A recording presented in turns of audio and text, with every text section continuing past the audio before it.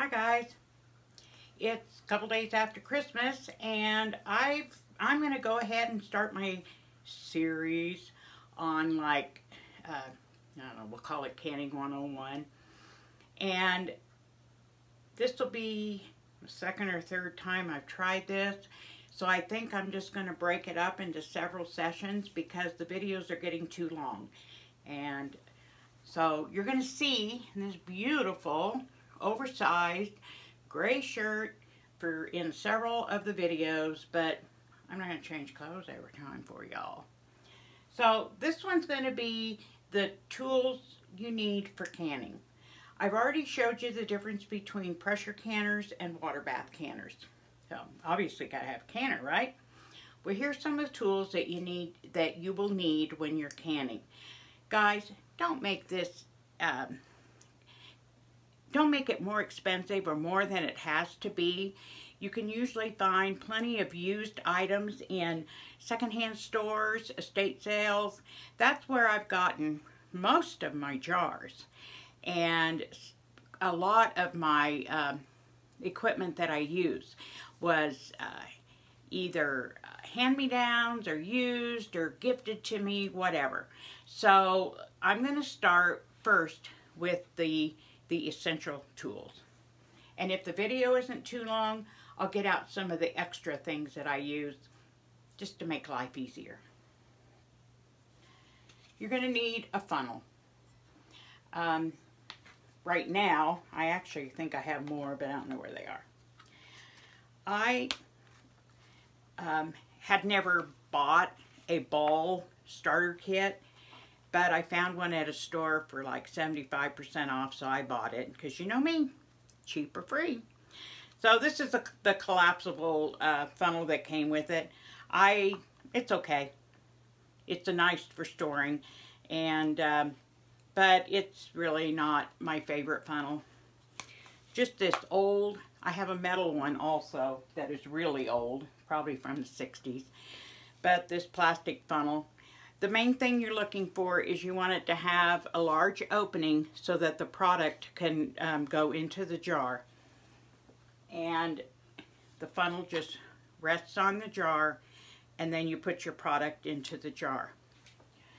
You're going to need something to get it from the pan, the hot product, into the jar, whether it's a ladle or a cup or whatever you have on hand. Just use what you have. Don't spend a whole lot of money. I have several ladles that I used. I've used cups, measuring cups, whatever I have, and just to put it into, get the food into the jar.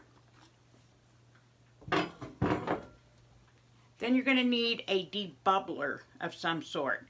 Now the kit, I've lost the thing that came in that little kit that I bought, but and I found my plastic spatula.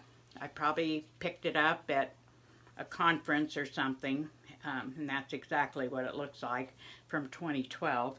But do not use anything metal, like a butter knife. You don't want to use metal because that could chip or crack or scratch the inside of your jar, causing it to break. You want to use plastic or wood.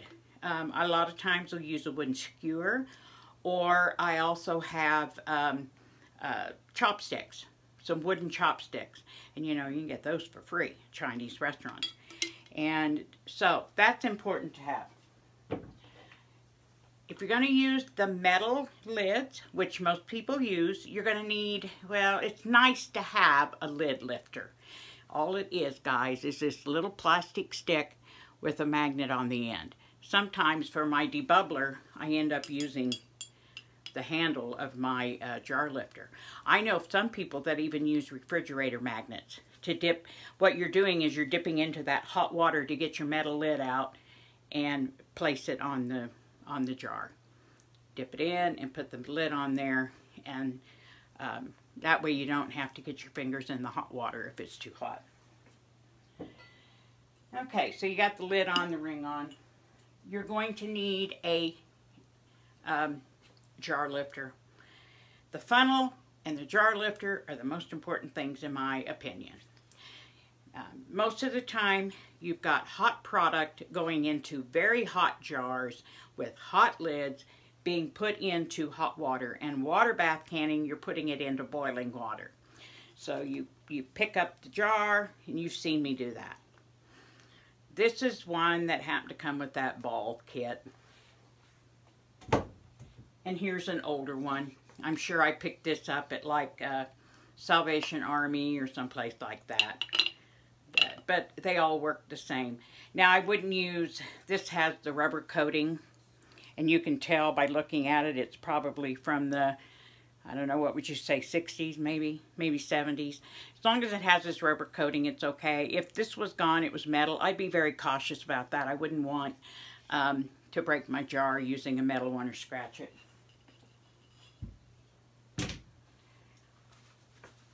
Some of you may like these. I think they're kind of a joke, and the only reason I have this is it was probably 50 cents on a clearance sale, and I thought it'd be cool. It's rubberized, and the idea is to use it like a mitt to hang on to your jars. I can't get enough grip with it, and I've dropped jars before. I think it's a waste of money. Some of you might use it. You might absolutely love it. I don't. And the idea also is to hold the jar while you screw on the hot lid. But anyway, on occasion, rarely, you might see me use this. So, those are the main tools that you need. Jars, of course, are essential. I'm going to try to cut this video back so it's not quite so long. We'll go over the jars another time, but I'm going to show you a few other fun tools that I use when I can. I have a fair amount, and you'll see one up there. That's my, when I processed chickens. That's got my shrink bags and all that stuff in it.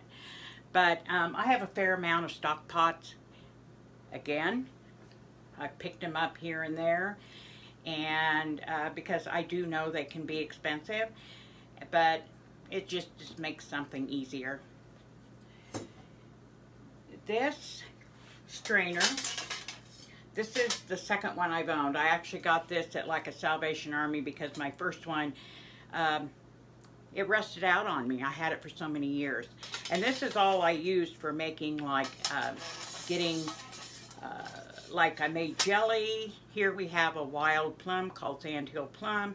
Throw the plums in there whole, run this through, and it keeps the skins and the seeds in here while the juices come through to make jelly. Also, when I made tomato juice, I put my tomatoes in there, and you ran this around the edge to push the juice out and to essentially just squeeze the juice, and it kept the pulp and the seeds in.